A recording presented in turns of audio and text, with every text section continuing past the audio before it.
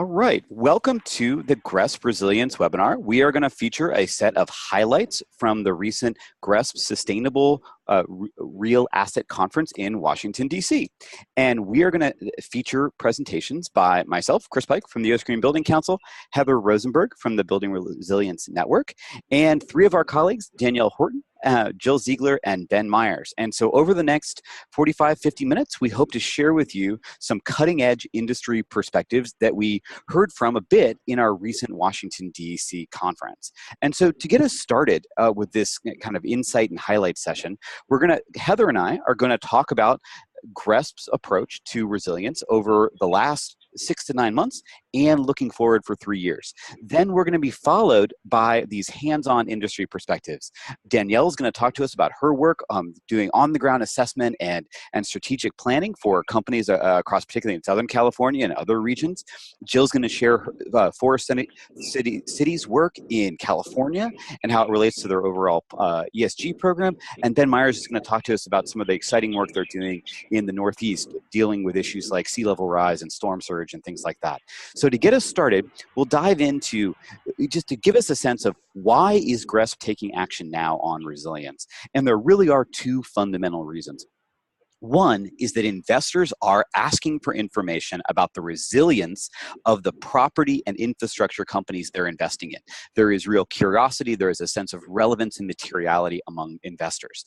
Second, there is on-the-ground action, as we're going to hear about today, by leading property companies to take action to make their properties more resilient, included in their value propositions, and create better property. And so it's a combination of investor demand and action that makes now the time to work. I want to give you a few quick highlights as to go a little bit deeper than that.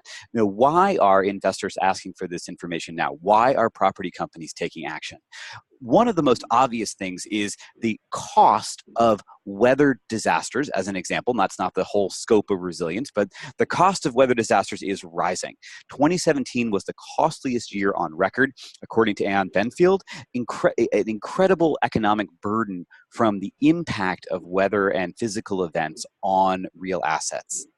Second, authorities such as the World Economic Outlook are telling us that these impacts are going to increase over time, and they will vary based on the nature of the economy and the nature of the region. But as an example, they show us in this somewhat wonky presentation that we can expect going forward, if we look out to 2010, the current period, 2010 to 2014, and look at expectations for 2050 and 2100, we see increasing financial impacts of flooding, heat waves, wildfires, epidemics that are driven by these factors.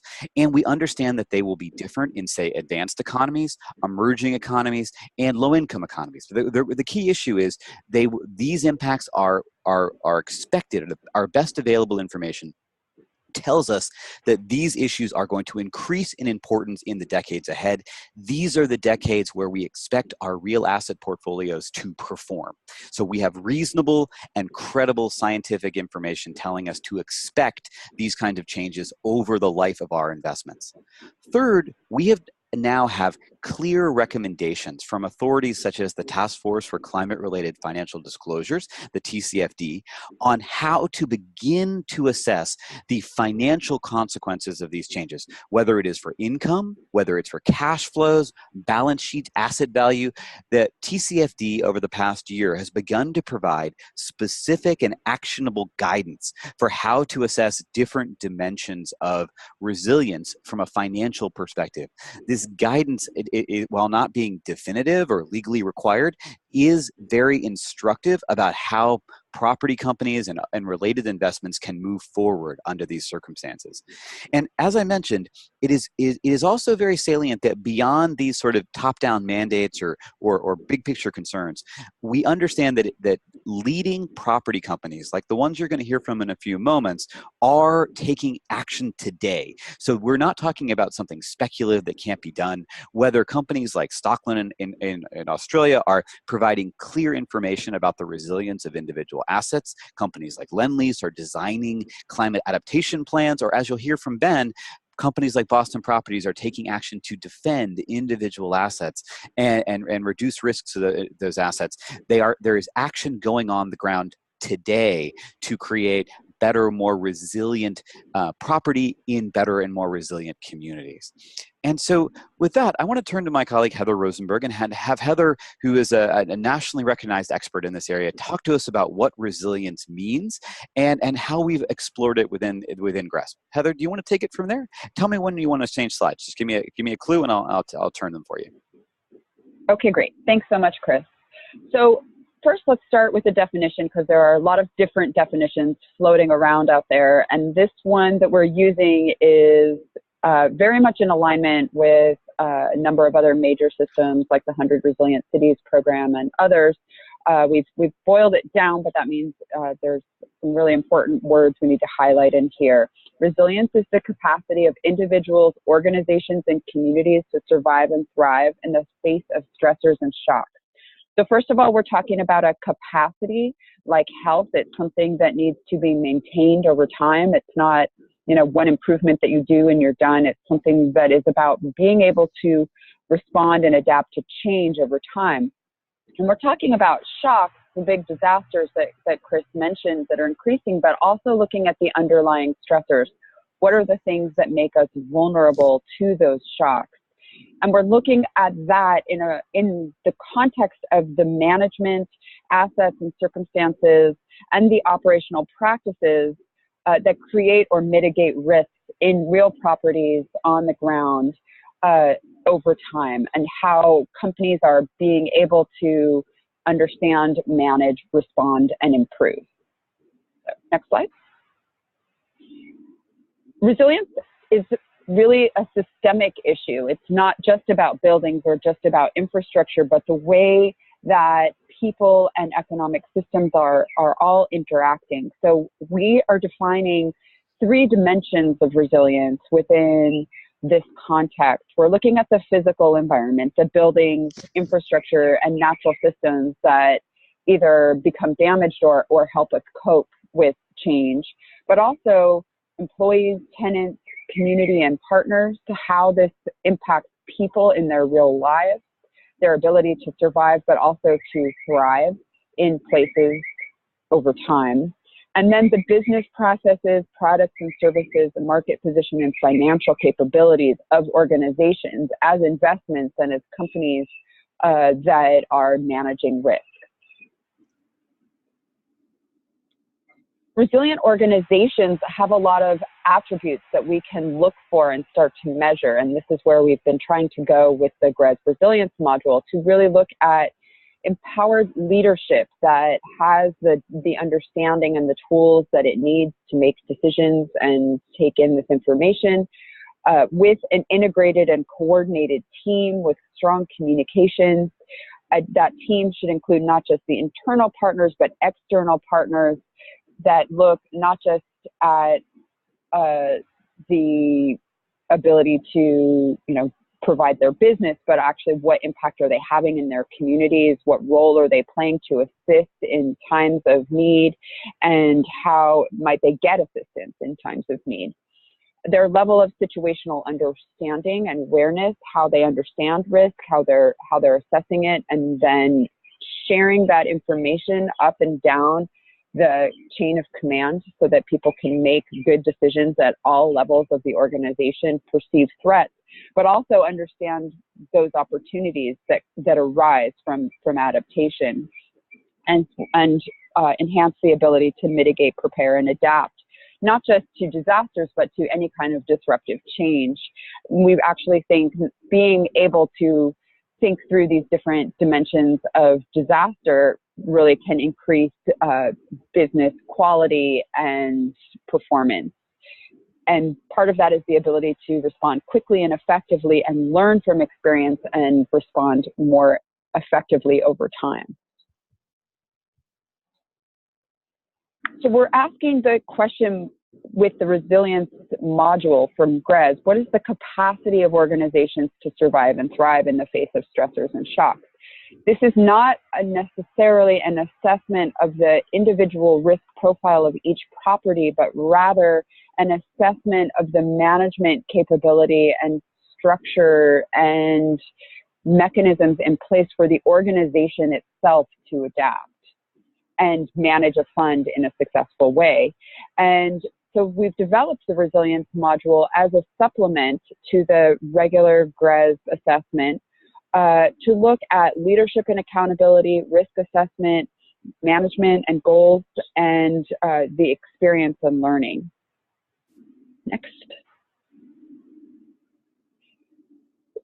What we're seeing and what the challenges we're trying to address is that a lot of this leadership and lines of accountability actually are not there yet. That hazards themselves are changing, and the science and best practices around assessing hazards is changing. There's a lot of confusion between risk and hazard and the different terminology, and very different issues around legal issues and the communication of risk, understanding of risk, and who's liable for it. A lot of new understanding and new practices need to come into being, and we're seeing that there's reliance, as we would expect, on historic data, but we know, if we know anything about the future, it's that it's going to be significantly different from the past. So how do we start to understand projections and climate scenarios and how things are likely to change so that then we can evaluate and learn? Next. So the module is designed to roll out over a 3-year process.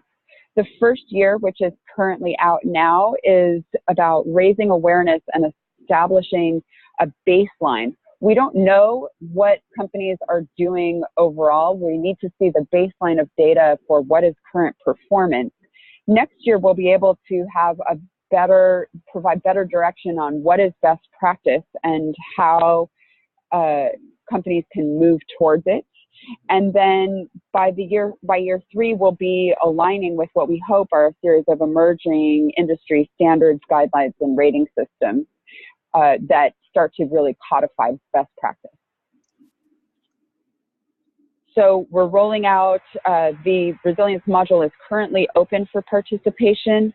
Over the summer, we'll be validating that data, and then in the fall, releasing the results of the first year, then improving the module after that, and then over time, continuing to improve until ultimately the most salient and effective questions from the module will roll into the core assessment.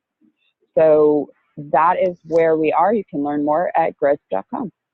Awesome. Thank you, Heather, for giving us a foundation. I think that gives folks a real sense of where we are right now and where we're going to be over the coming 6 to 9 months. With that, I think it's an exciting time to turn to our colleague Danielle and have her talk about the work she's been doing with her stakeholders and her customers to help them navigate these issues. Danielle, can I turn the slides for you? Are you ready to go? Sure. Yeah, you can go to the next slide. Thank you so much, Chris and Heather. So my name is Danielle Horton. I'm the founder and president of Verdani Partners, and I'm honored to be part of this webinar to talk about the resiliency strategies that we have been implementing with our clients for the past 4 years. And our goal is really to scale resiliency implementation in the built environment. Next. Verdani Partners is a full-service sustainability consulting firm, and we have extensive experience in sustainable real estate. Long-term resilience is a core part of our vision, and we hope to accomplish it by empowering organizations with cost-effective strategies to create sustainable buildings and communities. We currently manage sustainability programs for 8 national and international real estate portfolios, encompassing over 3,000 properties and over 320 million square feet. And we're very proud that 90% of our clients ranked among the top 5 on GRESB. We're also very excited to submit the resiliency module this year. Next. Last year, we also created a nonprofit organization called Verdani Institute for the Built Environment to help position the global built environment as a positive force for sustainable development through green building practices, resiliency, education, and collaboration. The reason I'm mentioning the vibe is because resilience is one of our core areas of focus, and we are in the process of building an international risk assessment and resiliency app that will help building owners, investors, insurance companies, and communities better understand and prepare for climate-related risks. Next. So 4 years ago, since some of our clients started being affected by climate disasters, and also we were participating on the GRESB and answering risk assessment questions, we started developing a robust risk assessment and resiliency program, and it is comprised of 3 key steps. So the first step that we think is very important is to understand your risks. So first, you need to assess the vulnerability of the real estate company assets. And this can be done by conducting a portfolio risk assessment. So within these types of assessments, we typically check for many building level and regional level risks, including physical, social, economic, and environmental risks, such as flood and sea level rise risks. The next step we think is very important to have a resiliency plan in place that addresses key challenges and solutions to minimize those risks. So we have included many resources, including strategies to address building site, structure, building operations, making sure people are safe, and also that the properties are safe. We also included ongoing tracking and reporting tools to measure our progress toward making our properties more resilient. As a next step is to implement resiliency measures. So they're often incorporated into a property's emergency plan, but we found that a lot of properties didn't even have an emergency plan in place. So it's very important to make sure that these, once you identify those risks, that they're being implemented on the properties. And so once also potential damages have been identified, it's also important to check to make sure you have the right insurance coverage. A lot of insurances do not cover for flood, so it's very important to check and make sure you're covered. And also make sure that your building teams are educated so they understand what they should do in the case of a disaster. Next. So after we identified some of those key risks, we felt it was important to develop a solid climate.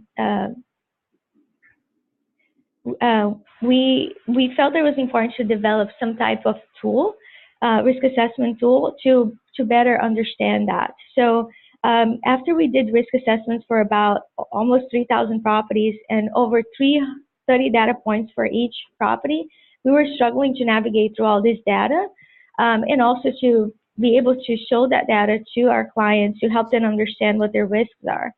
So we developed a kind of point-based systems and resiliency score so we could better analyze and communicate the different risks for each asset.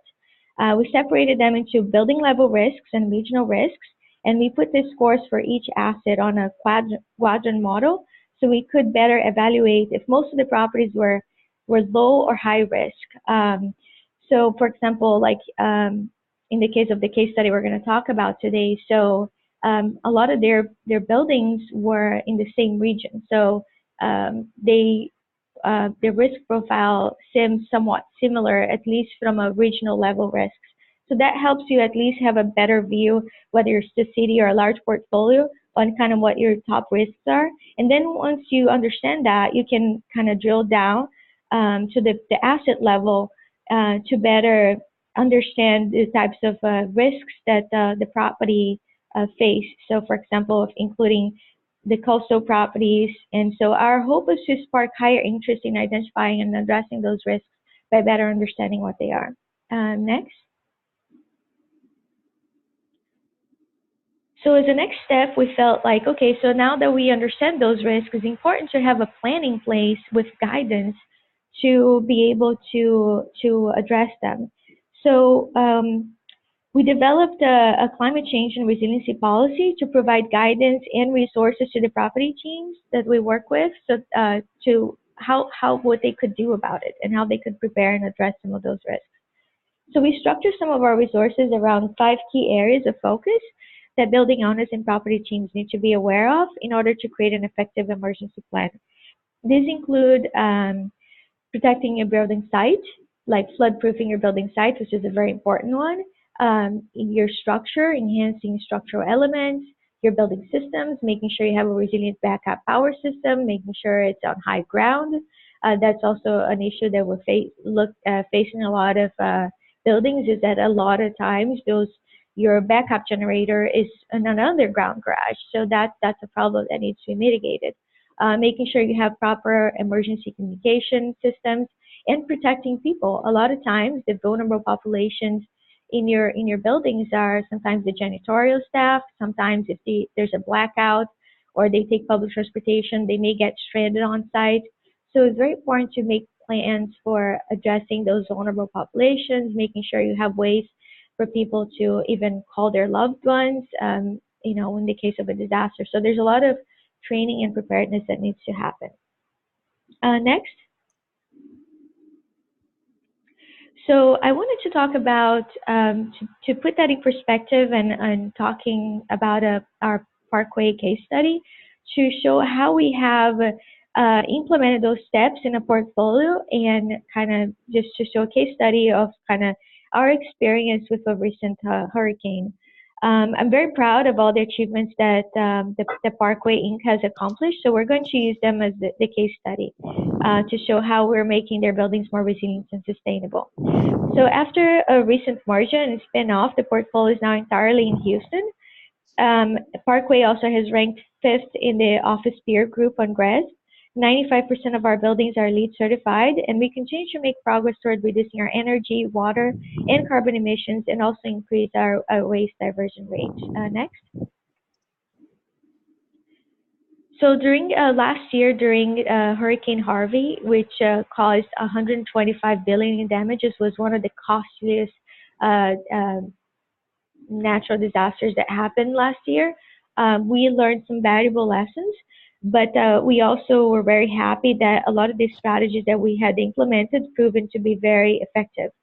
A lot of the lessons that we also learned over the years from previous hurricanes helped inform our response to Hurricane Harvey. So in Parkway's case, a key action was the installation of floodgates in major underground parking garages. And beyond this measure, our engineering team's disaster prevention plans also called for widespread use of dewatering pumps in low-lying areas. And also we had constant portfolio-wide on-site maintenance during the hurricane itself. As you can see on the picture, we fortunately had a lot of brave staff that stayed on the building during the hurricane, and they were able to prevent a lot of further issues because they were there and they could address some things as they were happening. But Chris, can just stay on that slide a little longer. These were very important, and so because of that, we only had minor physical damages, and we had 0 insurance claims after the hurricane for the whole portfolio. So considering how a lot of other properties that were not prepared were affected, we were very happy that we could kind of get back into operations and could even be a support to the communities because our buildings were fine, they were prepared, and we were able to prevent a lot of issues from having those proactive resiliency measures in place. Next. So there's a lot of, like, I think when we talk to our clients and, you know, and trying to figure out how they can be prepared, I mean, besides obviously, if you have a property in a coastal area, how do you protect that, or moving your backup power systems to higher ground? But I think on a larger scale, there's also a lot of key resiliency strategies that our buildings can start implementing to make them more resilient. We're seeing more cities that are creating programs to protect open spaces, create more permeable areas to prevent further flooding, to create resiliency officer positions. Cities like New York are creating plans to address flooding and sea level rise along their coastal areas. We're also seeing more buildings that are elevating their foundation when they can, or protecting their underground areas. More projects are also integrating local food production in urban areas. Just stay on that one a little longer, Chris. Sorry. And we're also, it's okay. We're also looking at, you know, machines that can pull water from air, and that can help provide relief to communities that are affected by a flood or recovering from a disaster. And also, as solar prices keep going down, we're seeing they are not only creating jobs in renewable energy, they're creating jobs in the renewable energy sector twice the rate of fossil fuels, and they're helping us also become more resilient when we can't rely as much on the grid and need to kind of bring power back to some of those communities. Next. So we're very proud that our clients reduced their carbon emissions by more than 14,000 metric tons in 1 year, which is equivalent to eliminating 3,000 cars from the road and growing 360,000 trees. Next. And just to end, the estimated cost of meeting the toughest 1.5 degrees temperature increase climate target is about 5 trillion over the next 30 years, but it will save the world 30 trillion in damages, according to a professor at Stanford University. So the evidence suggests that the benefits of meeting those aggressive carbon reduction and temperature targets vastly outweigh the cost. And so we could benefit all nations economically from keeping global warming to 1.5 degrees. Next. So it's very important to, for us to all take action so that we can also prevent some of those disasters. Obviously, we have to stay prepared, but we can also if we all take action, I think our efforts can stack up. So we're very proud to also be engaged with the We Are Still In initiative that's aligned with the Paris Agreement. And that's it. And I have my contact info here if you want to reach out after the webinar. Thank you, Chris. Danielle, that was fantastic, and what an amazing fact that for Parkway to go through the hurricane with no insurance claims. That's really exciting as a tribute to the work. Yeah, yes, we were very happy. Cool. Well, switching gears and going to the perspective for Forest City. Jill, are you ready to tell us a little bit about your work in California and how it fits with your broader program? Yes, I'm ready, Chris. Thanks. All right. Great. I'm Jill Ziegler. I head up sustainability and corporate responsibility at Forest City Realty Trust. We are headquartered in Cleveland, Ohio, though we work from coast to coast on building management and development. Next slide. So I'm just going to talk really about two main ways that we're incorporating resilience into our business. One is at the corporate level at during our enterprise risk management process, and then I'm going to drill down into a case study on one of our new developments in San Francisco, as Chris mentioned. Next slide. But to start, I just want to provide some context so you understand a little bit more about Forest City and how we operate. We are a national real estate company, and we own, develop, and manage commercial and residential real estate across the United States. We have a diverse portfolio that includes office, retail, and apartment assets, as well as really dynamic, large, mixed-use communities. We are primarily focused on working in 7 core markets across the country, and those include New York City, Washington, D.C., Boston, Dallas, Denver, Los Angeles, and San Francisco. So that's a diverse set of cities, and they all have different climate and resilience challenges, but they're all relatively progressive in terms of managing climate change and resilience. Next. Our portfolio, this is a quick overview. We have office residential, as I mentioned. We do a fair amount of development as well. Within office, we have traditional office as well as life sciences, and our residential properties are all multifamily units. Next. This is just a slide that shows an overview of our sustainability programs. We've had kind of formalized sustainability programs for more than 10 years now, and we're pretty proud of all of our accomplishments. 2 that I would like to point out are our approved science-based target. We set a new goal to reduce greenhouse gas emissions 27.5% by 2025, and that was approved by the Science-Based Target Initiative, so we're very eager to get started on those goals. And we also have a really strong commitment to social and governance as well, and we're really proud of some of our diversity initiatives as well as the ways we've improved our governance over the last few years. Next. So this is really just 1 or 2 slides. I just wanted to touch on enterprise risk management and how we have incorporated climate change and resilience into that process. Next. Our enterprise risk management process is designed to foster cross-functional dialogue to help us identify the systemic risks facing our company and then discuss and prioritize those risks. It's conducted by a team internally, but they are independent of our lines of business, which I think is really important. So they are super familiar with the business, but they can provide a bit of an outside perspective. This involves a lot of leadership meetings. It's a month-long process. We do it annually, and we include me as the head of our ESG strategy and sustainability.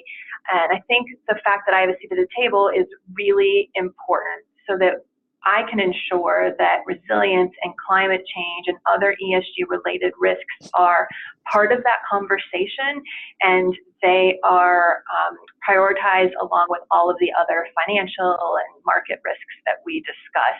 And just a result of that is that we have included climate change and things like diversity as prioritized risks that we are actively managing throughout the company. So do a development project and a case study focusing on Pier 70, which is a 35-acre site in San Francisco. 28 acres of that will be developed by us here at Forest City. If you're familiar with San Francisco, it is south of Mission Bay, east of Dogpatch. It's a historic property along the central waterfront there in San Francisco. It's an old industrial site. There's actually still a little bit of active ship repair activity going on. The site's owned by the Port of San Francisco, and it's currently leased for parking and storage. You know, there's really not much activity happening on the site. There's no residential, folks living there. There's one small building that houses an artistic community. They have some lofts where they focus on some creative tenants, and as part of this project, we're going to rehab that building for them. Next slide, just for a little more context on what this is going to look like when it's complete. We'll have between 1,000 and 2,000 apartment units, give or take a million-ish square feet of office space, 360,000 square feet of retail, and then 7 acres of waterfront parks, which are going to be really cool. Next, I want to talk about our sustainability plan for Pier 70, and it's a special use district, and this sustainability plan is really driving everything that we're doing there at Pier 70. You know, Forest City is an urban placemaker, and we work on a lot of these large mixed-use developments that take 10, 20, sometimes 30 years to complete development. And so we have a really unique opportunity to implement district-scale sustainability and resilience strategies rather than just one-off building strategies. Our sustainability plan really outlines how Pier 70 is going to achieve high levels of performance in social, economic, and environmental sustainability. It is a plan that's aligned with the Eco District's protocol, which has 3 main guiding principles that include equity, climate protection, and resilience, and then 6 priority areas. So in the next few slides, I'm going to just dive into a few of the objectives and targets within that large sustainability plan, which is 106 pages, so I don't want to go through every single page of it. I'm just going to share a few objectives and targets that really relate to resilience to show how we're really planning on addressing this on the ground in a new development as we design, construct, and then continue to operate it. So this first one focuses on an inclusive community and how we are engaging the surrounding community. You know, as Heather mentioned earlier, resilience isn't just about climate change. You need to have a strong economic as well as social plans and engagement and involvement to ensure that if your building or your property does come under stress from outside shocks and other stressors, that socially the people living there and using your buildings can handle that as well. It'll just make all of your resilience strategies that much stronger. So for this one, for engagement, we facilitate really early and meaningful engagement with the surrounding communities, and that includes government agencies and citizens who lived nearby, local nonprofit groups, just many, many stakeholders. We've had well over 100 pre-development community outreach meetings and events and surveys. And I think all of this really just serves to ensure that we are building a project that serves the needs of local stakeholders. It increases the social cohesion in our development and in the surrounding neighborhoods, and it just makes a stronger community in general so that we can be more responsive to potential shocks and stressors. Next, I'm going to talk about housing, which is sort of a subset to that community and inclusivity focus area. We are including accessible, affordable, and adaptable housing for people of all abilities, incomes, and ages in this development. And we're ensuring that the green building design of those buildings and apartment communities meet San Francisco standard, not ignoring the affordable units or making the higher end apartment buildings more sustainable. We are meeting green building requirements across the board, and we think that equitable access is really important for our future residents. And all of this will ensure that we have a diverse community at Pier 70, and having a more diverse community just makes that development more resilient to social and economic changes. Next, we've really thought about employment and ways to build prosperity in the area, and I think that's really important as well for planning for resilience. We are creating some diverse employment opportunities and creating some public civic space within the area. A lot of that is dedicated to arts, and that's because that's what the local community has wanted. As we've been interacting with them, that's what we've heard from them. We're hiring, a lot of local workforce for construction jobs. We're awarding jobs to certified business enterprises. And we really think that, again, that this will create a more diverse community with more local investment and kind of more stake in the success of our community, which is just going to make us more resilient to shocks and stressors that could happen. Next is climate resilience. And so that's the one that a lot of us all focus on. And obviously it's very important in this coastal development in California, which is also susceptible to things like drought. So we really wanted to plan for higher temperatures and sea level rise. So we raised the grade of the site to ensure that the project would be functional. All of the projects would be functional by 2100, the year 2100 projected sea level rise and coastal storm scenarios. And we've also tried to reduce hardscape in the plans and the design, just to reduce heat island effect and contribute less to local heat stress and climate change shocks and stressors. We also are contributing to a special city or Port of San Francisco tax or assessment that we're paying, which is over and above the usual property taxes. And that goes into a fund that will help mitigate sea level rise and the effects of that. So if we were to experience some damage or encroachment on our property, we could use those funds to help, but they could also be distributed throughout San Francisco because we're only as strong as our neighbors. And so we feel like that's a really good way to contribute to the community and ensure that San Francisco as a whole is protected against climate change and sea level rise. And all of this, I think, is just a great way to reduce flood damage, increase the safety, comfort of our residents and workers and visitors, and really protect the shoreline as the sea level might rise. On the next slide, there's sort of a graphic that shows how we've designed the waterfront to accommodate sea level rise. It's designed, we really had to think adaptively and elevate the site for sea level rise, as I mentioned, and that caused us to have to create a really steep slope down to the shoreline, which is sort of unusable and limits the usability of the site currently. But what we did is create sort of an informal pathway that leads down to the waterfront. So at its current sea level, people are able to access it, but it's really just a pathway. So as sea level rises and if it becomes covered up, it's not harming any of our buildings or other really functional usable areas. And the last feature on the next slide that I'm going to talk about is water efficiency.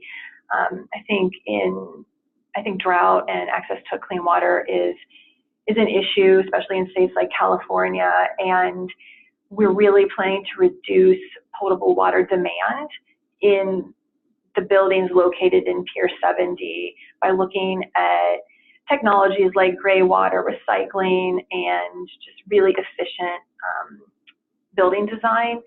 And all of that is really going to just make the project more resilient and resistant to drought if we were to experience that type of issue. I think we're also looking at some habitat and native species, and a good result of that is that there's going to be lower water bills for us and for our town, so makes it more resilient and more ready to deal with shocks and stressors such as drought. So that's the last example I have. You can go to the last slide. My contact info is there if anybody has questions. Thanks. Great, awesome, Jill. What an exciting project! I'm ready to move in myself. I'm ready. Sounds really cool. All right, awesome. I'm like that sounds like it's gonna be an awesome place to live. So Ben, you are gonna bring us home, and so Ben Meyers is gonna share with us some of the work he's been leading at Boston Properties, which has been on the vanguard of working closely with one of the most forward-leaning jurisdictions in the country. Ben, are you ready to dive in? Yes, ready. Awesome. Got your first slide up there. I'm going to offer the owner-manager perspective and also as an active developer. My name is Ben Meyers. I am the Sustainability Director at Boston Properties. And integrating resiliency at the portfolio level has been important to us as we review our portfolio and our risk in our coastal cities where we operate: Boston, New York, San Francisco, DC, and LA. So not unlike Forest City, we have exposure just by virtue of the fact that we operate in those markets. So in the next slide, just a quick overview of our sustainability strategy.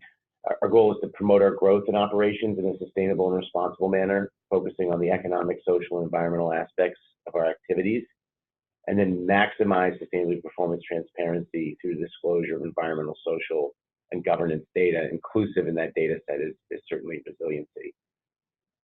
Next slide.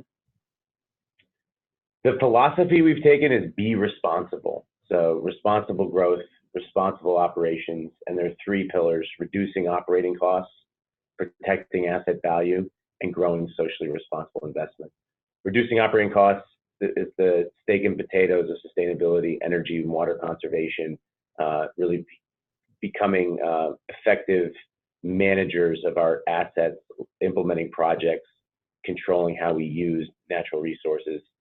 The second part, protecting asset value, is really all about protecting asset value and the long-term prosperity of the company. And that's where resiliency comes into our sustainability strategy. The third pillar, growing sustainable, socially responsible investment, is about identifying material ESG issues and disclosing accurate and comprehensive data to investors and stakeholders.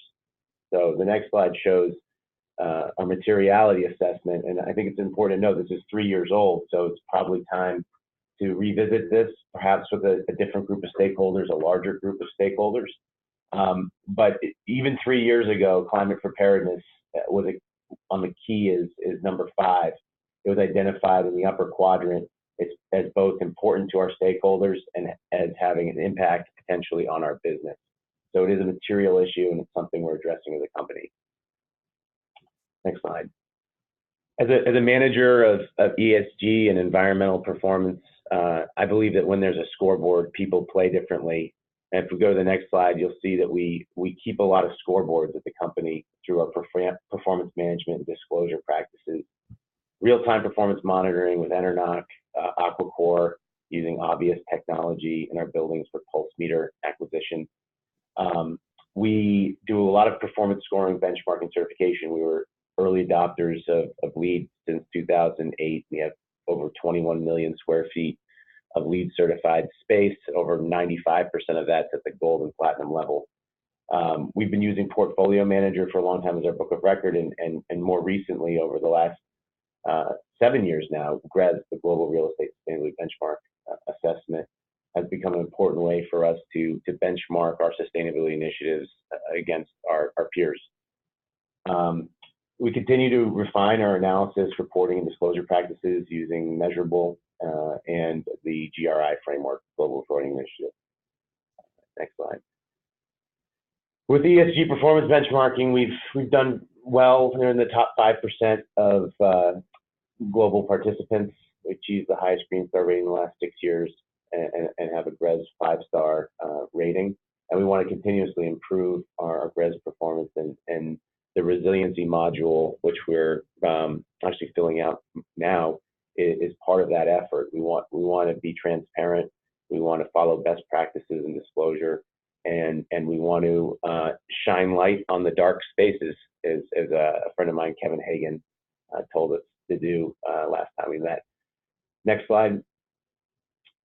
We have goals around energy use, greenhouse gas emissions, water use, and waste diversion. So environmental goal setting is actually our second round of goals. So we've already achieved our first round 3 years early, and we've set a 45% carbon intensity reduction by 2025 below a 2008 base year. That's a reduction in scope 1 and 2 greenhouse gas emissions, which is our climate action strategy. But I think it's important to note that we're in a period of switching from climate action and carbon mitigation to climate adaptation, understanding as an industry that a certain amount of climate change is already locked in, regardless of how aggressively we cut emissions today. The next slide focuses in a little bit on our climate action leadership. We have a 38% carbon intensity reduction since 2008, where we've signed the We're Still In pledge, committing to the Paris Climate Accord. We, through GRESB, have demonstrated leadership in climate action and ESG management.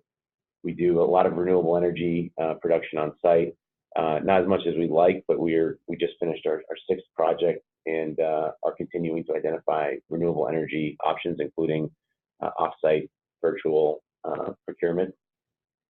We work closely with the City of Boston, the Greenovate group, who inspires us to look more closely at resiliency and provides us with valuable data and information that helps us establish rational, predictive methodologies for how we should go about visioning sea level rise and how we should plan for sea level rise. And we are in the process of setting science-based targets. So next slide, coastal resiliency is just a transition. I mentioned we're in Boston, New York, San Francisco, DC, and LA, and in all those regions. If you go to the next slide, we have properties that are these sort of iconic office towers: Times Square Tower, Atlantic Wharf in Boston, 601 Massachusetts Avenue, 888 Boylston Street, Salesforce Tower. These are all high-end green buildings at the gold and platinum levels. These are all, Class A assets that are built for the long term. We're the developers and long-term owners of these properties. So I believe personally that the highest quality real estate must be resilient. So resiliency is going to become and has become part of our DNA. And if it wasn't already, the next slide demonstrates why it certainly should be. Hurricane Sandy, I believe, was a wake-up call for the entire Northeast region. Some stats here. I think what's important is our personal impact was about 17 properties, suffered minor physical damage. 2 properties, it was just a time element loss for a total claim of about $550,000. So it wasn't, fortunately, we weren't negatively impacted, but I think it was a signal, it was a black swan event, so to speak, that woke up a lot of people in this region. Next slide. Following on Sandy, we were met in January with a series of nor'easters. This is the satellite image of the Snowbomb cyclone that struck on January 4th, 2008. And if you go to the next slide, you can see a hero shot of Atlantic Wharf On the next slide. And this is a property that we developed in 2010, LEED Platinum, first green skyscraper in the city of Boston. Happens to be very close to the Fort Point Channel, which is tidal. So we used, ahead of the storm, NOAA's tidal, well, it shows height in feet. It's a tidal predictive tool. So we knew what the high tide may be. And using this tool, looking out into the future, we realized that there was some risk. So we deployed for the first time an aquafence, a temporary flood barrier. It's a 900-foot partition that runs around the entire building that we can install in a matter of 5 to 6 hours with 10 men. This is some images, just floods. This is from that Snowbomb cyclone. Next slide shows actually the site conditions at the Fort Point Channel. So that Atlantic Wharf image that you saw with Fort Point Channel in front, this is a seawall, and these are the docks that float out in front. And there's one more, I think, picture here of as you can see, about 3.5, 4 feet of freeboard on this seawall remain. It's the highest tide we ever witnessed in Boston. It was over, I believe, 15 feet. It was significant, and it definitely caused us to think about how frequently and how often these things may occur in the future. So the next slide shows more closely the aquafence technology. It's a much more efficient way to do what some people do with sandbags. There's no way you could sandbag an entire perimeter of a building, but with this solution, you can very quickly protect a building, and this building was built in 2010 with a subgrade vault. So that is something that you absolutely want to protect. And despite our best efforts to waterproof that vault, we want to be absolutely sure that our tenants remain open for business and don't suffer downtime. So this is, we think, is a very pragmatic measure to take when there is the risk of an extreme storm. Note this site did not flood in the Snowbomb cyclone. This was just precautionary, but it's good to be prepared, and that comes back to climate preparedness being something that we believe strongly in. Next slide. This is something we conducted now a year and a half ago, our preliminary flood vulnerability assessment. We looked across our entire portfolio of about 50 million feet of in-service assets, and we asked a few questions bulleted on the next slide. And I think these are important questions for every organization to be asking. What are our known exposures to flood risk? How may these risks change over time? What cost-effective measures should we be taking to improve the resilience of our portfolio? And how are government entities planning for sea level rise? And how may these efforts impact real estate companies? These types of questions and these types of conversations are happening across the organization. Part of my job is to bring the risk management professionals into the room and have conversations with the acquisition professionals. So as we're doing due diligence, we're considering sea level rise and flood risk. And I'm really helping catalyze these conversations within the organization, and they're important conversations to have. I use data, like the next slide, to do some internal educating on sea level rise and risk. So we did a full scan, our sustainability group, of the consensus on sea level rise. So the left just gives an idea of the ranges, and there's a lot of range, right, depending on what concentration pathway we follow for the UN report. But these we kind of pulled out these 5 different studies that we perceive to be the best in class, and then looked at the low-high ranges for 2050, 2070, and 2100. And to give you a sense of the difference, you had anything from 8 inches of sea level rise, the low range in 2100, to a high range of 89 inches of sea level rise by 2100. So we tried to figure out what an average would be just for our own internal planning purposes, and we came up with the 1833.55 for 2050, 2070, and 2100. Next slide.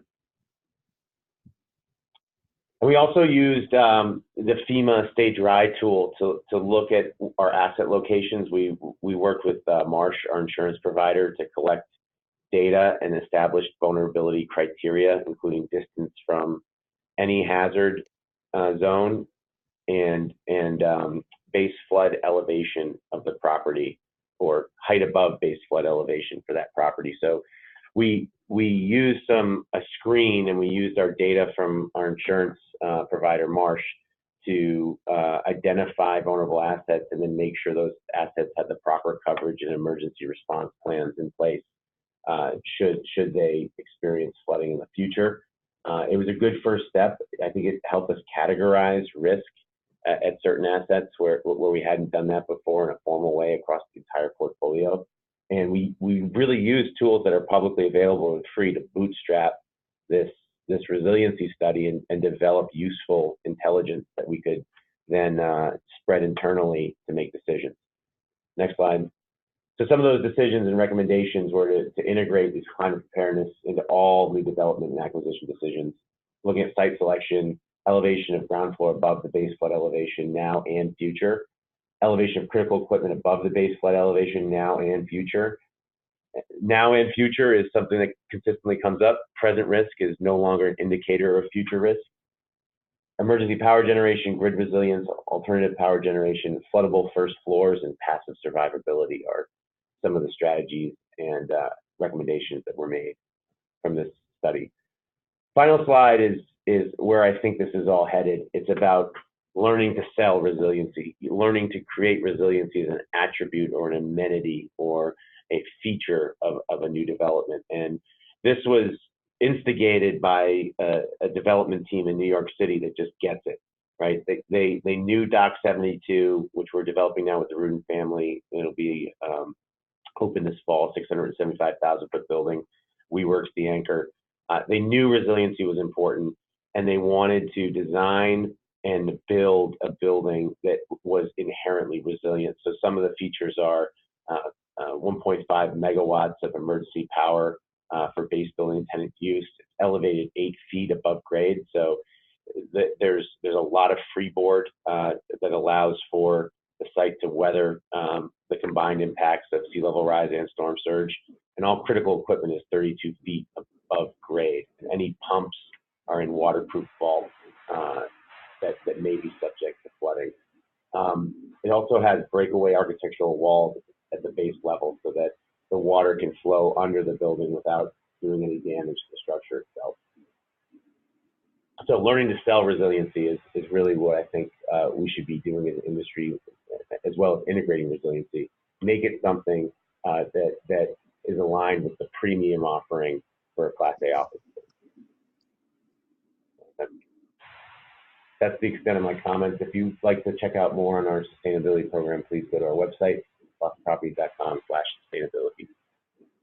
Oh, that's fantastic. I mean, Ben, I just want to, just as an editorial comment, what an exciting thing. I mean, given the choice between two offices, clearly one that is resilient, I can imagine that's an appeal for decision makers. Makes a ton of sense. So, well, with that, I think that in the interest of time, we might just refer the people who are listening to this to you. Each gave contact information for how to reach yourselves, how to reach Heather, Danielle, Ben, and Jill.